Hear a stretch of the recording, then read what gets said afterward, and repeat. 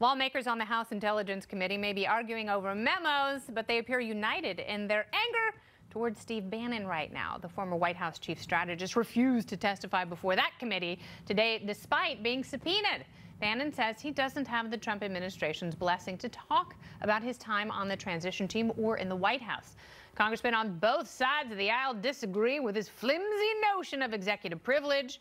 For the president's part, his lawyers are reportedly pushing back against a sit-down interview with special counsel Robert Mueller. They're afraid the president may perjure himself due to his penchant for ever so slightly exaggerating and sometimes barely misrepresenting things. So, should Trump and Bannon be more forthcoming? Let's go to my red-blooded man panel tonight. Democratic strategist and New Jersey Senate candidate Michael Starr Hopkins, and another Michael, author of Dear Reader, the unauthorized autobiography of Kim Jong-il, and host of You're Welcome, Michael Malice. That's right, point what? And host of the Jamie Weinstein Show podcast. It is the one and only Jamie Weinstein. Welcome, everyone. Thank you for having me. Yay!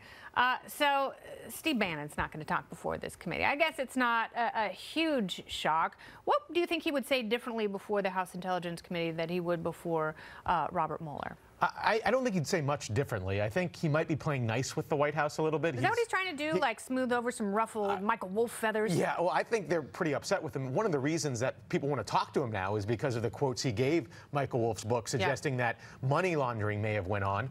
So I think perhaps this is a way to maybe ingratiate himself in the White House. He was pretty explicit with his description of the Kushner real estate empire and how exactly they might be money laundering and hedging their bets this close to an administration. So. Which is why he's a person of interest right now. He was a chatty Cathy with Michael Wolff, and now all of a sudden he just now the White House kind of clammed his career, taken out his career in a certain way, and maybe he's trying to find a soft spot in Donald Trump's heart to bring him back in. And he's such a sympathetic character. Oh, I agree. I mean, every Darth Vader needs an emperor to kind of show us who the real heroes are of a movie. Regardless of whether you think this is politically motivated or if he has something to hide, there's absolutely no incentive for him to go up in front of Congress and have people grandstand and berate him, and he has to sit there and take it. He's not someone who handles himself well as a punching bag. That said, I don't see how you can ignore a subpoena from Congress. I was wondering about that. I mean, you could be held in contempt of Congress. Of course, and the Constitution's pretty clear. Like, Congress really is powerful with their subpoena powers and demanding witnesses and people testify. So this is not going to be a long-term.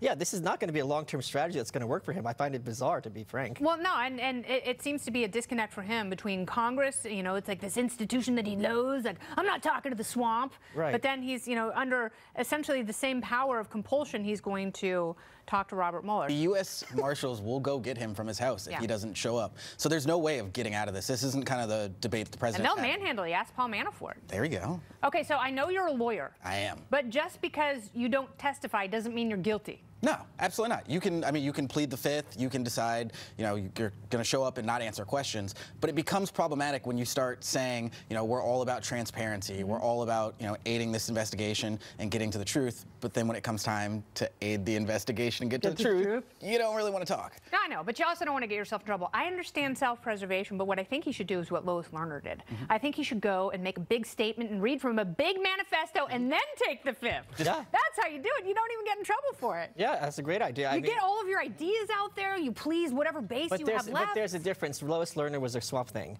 and Steve Bannon, though he might look like one, is not a Swamp Thing. So he does not have the backing of the huge Washington establishment to make sure that when things are destroyed and emails are missing, everyone just looks the other way. What is a little bit of ironic, though, is when he ran Breitbart, they slammed Eric Holder when he was held in contempt of Congress for not issuing documents they were asking for. And now it seems like he may be doing the same thing. We'll see what happens. Yeah, speaking of slammed, it's all former FBI Chief James Comey's fault. That's who longtime Hillary Clinton confidant Lanny Davis blames for Hillary Clinton's defeat in the 2016 election. He's got a new book out, and he pins a loss on Comey's October 2016 letter about the FBI's uncovering of a stash of emails just days before the election. But last night at an award ceremony at Georgetown, there she is, hi Queen. Hillary herself had a different excuse for her election collapse. So any of you who've read my book about what happened know that I think that misogyny and sexism was part of that campaign. It was one of the contributing factors, and some of it was old-fashioned sexism and a refusal to accept the equality of women and certainly the equality of women's leadership. What about new-fashioned unlikability? How come she never mentions that? So do we blame it on sexism, James Comey, or do we blame it on the rain? Michael, I will go to you. Yeah, I was on this campaign. Okay. Yeah, I know, right? Not a very popular thing to say these days. Great, good choice. Wow. Let's go to Vegas and I'll bet against everything you bet on. Yet? I'll take that bet any day of the week. You know, she wasn't a very likable candidate, and she made a lot of mistakes. Yeah. I think sexism did play a role. I mean, as we traveled the country and we talked to people, Okay, so, all right, okay. If you've got a big pie and it's got little wedges and they're like percentage wedges, right? And you've got percentages for unlikability and Russian involvement, how big, percentage-wise, is the pie slice for unlikability? Probably 40%. Okay, and sexism? I'd say probably about 20%. Okay. Well, at least, you know, we're being honest there. I would say sexism is pretty low on the list, and you can't look into people's hearts when they go into a polling place because there are a lot of things that go into such a personal choice. I think people also forget that sexism had a huge part in her favor because there's plenty of people on the left who are sick of old white men running this country, and so they saw a chance. For Trump? Voted against Trump, you know what I'm saying, and they voted for our first female candidate. So there are so many. Listen, if you've got 20 reasons why you lost, including one letter, that clearly you're a loser. I mean, if she should have been, when you have the whole establishment behind her, you have organizations that never endorsed anyone endorsing her, she should have been 50 points ahead. People who didn't run, right. who could have won, who stepped out of the way. If she were a man, Joe Biden would have elbowed her in the ribs. Of course. And by the way, she made the fact that she was female a centerpiece of her campaign. She was actually telling people, in part, to vote for her to make her the first female president of the United States. And she had her surrogate saying things like, there's a special place in hell for women who don't support each other. And that's what I was going to say. It was an awkward balance, though, because she promoted being a woman while also not really wanting to talk about female issues. And here's the thing. I bet you more people didn't vote for President Obama because of race than people didn't vote for Hillary Clinton because she's a female. Yeah. But President Obama doesn't talk about it because he won. He won the race. Twice. She should have focused on winning and stop at the end if you lose, complaining and pinning it on something like that. And this is a point that you brought up. You know who doesn't complain about a huge factor that may have worked against him? Mitt Romney. Mitt Romney. He doesn't go around saying that he lost because he was a Mormon, and you don't see in the primary in 2008 when he lost that, he didn't go around saying people were trying to indirectly suggest he was a Mormon and he lost the election. It's not befitting of a leader. She should go out and find a cause that's important, maybe Burma, the massacres going on there, and highlight that. And just go there. She should go there and she should fight the massacres. The only cause Hillary Clinton has ever been concerned about is Hillary Clinton and taking care of her enemies. Yeah, that hurts his feelings. I mean, Hillary Clinton has done a lot of good. There's some negatives with her career. We're going to go back and look at history, but Hillary Clinton, I mean, she gave us the first Republican Congress in '94 due to her incompetence. But just a piece of advice, she would do well to pick an issue, focus on it, instead dwelling on the election time and time again. Again, it sounds like it's not a winning argument. Okay, but forget the unlikability. That speaks to the incompetence. If you can't pick out one thing and just go for it, look at Albert Gore.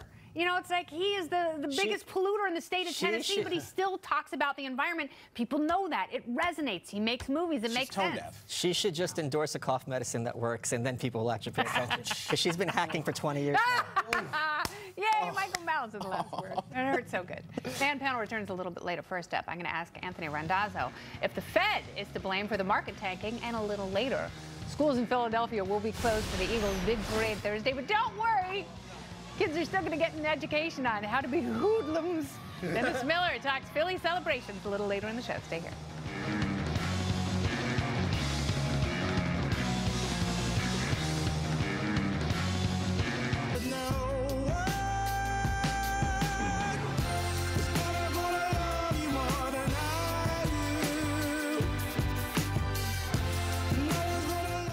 So true. Well, all right, President Trump declared the opioid crisis a public health emergency last fall. So what is he doing about it? Nobody's really sure. Politico reports Kellyanne Conway has taken control of the opioid agenda and has been relying on political staff to address the crisis instead of drug policy professionals. Now, on top of that, the president is expected to slash the budget of the Office of National Drug Control Policy, an office that still hasn't been appointed a permanent director. Aside from building a wall or just saying no, what will it take for this administration to take concrete action against a crisis that kills 175 people a day? Oh, I have some ideas. The party panel is back. They've got even more ideas. Michael Starr Hopkins, Michael Malice, and Jamie Weinstein. I'm not as upset as some people that a political person like Kellyanne Conway has taken the lead on this, because I think the policy people have done, pardon my language, a piss-poor job of combating this crisis. And all they want to do is get new toys and kickstart the war on drugs every chance they get. And they fail. Well, look, I think that certainly not good that they haven't even discussed it with some of the policy people. Some people in Congress, in the Senate, who are from states where this is a big problem, haven't been consulted. But I'd say we give them a chance to see what their plan is. It's a little bit early. I think that you can't be just symbolic, but hopefully at the end of the day, they treat this more like the tax cuts than repealing Obamacare, because that was much more effective. But I think it's still and a health crisis as opposed to a criminal justice crisis. It seems as though, I mean, the good news is I don't think we're going to legalize all drugs, but I do think we're talking about things in a different way that is not so much party versus party. Right. You know, President Trump had a loss from drug addiction. His family, you know, back in the day, drug addicts and users were the most marginalized people in America. Hubert Selby's book, Last Exit to Brooklyn, was censored because it treated heroin addicts like human beings. And for a long time, social conservatives want to pretend these people are disgusting and should be ignored. And now, using words like opioid epidemic instead of war on drugs, people are starting to see, especially as drug use has escalated in rural conservative areas, that this is actually a problem. These people shouldn't be going through withdrawal in jail, which might possibly kill them. Who does that help? And these people can be returned to functional members of society, and it should be treated with some empathy instead of condemnation and abuse, which helps no one. Yeah, absolutely. And you know, taking that exit to jail it's so counterproductive, and it changes the person intrinsically, and it destroys lives. So what do you do? And it's expensive. I was a public defender here in Manhattan, and I would say about 85 to 90% of all of my cases involve people who were addicted to drugs and who went in as drug addicts and came out as violent offenders because they had to survive jail, which is horrific, not just because everyone there is, you know, put into general population, but because of the psychological effects. So it's time for us to start treating addiction and rather than criminalizing behavior that's, you know, it's not violent offenses. And people who need help. the angels sing as we have this discussion. Thank you all so much. What a gorgeous man panel. Jamie, Michael, and Michael. I'm going to call Jamie Michael just for fun. Why not?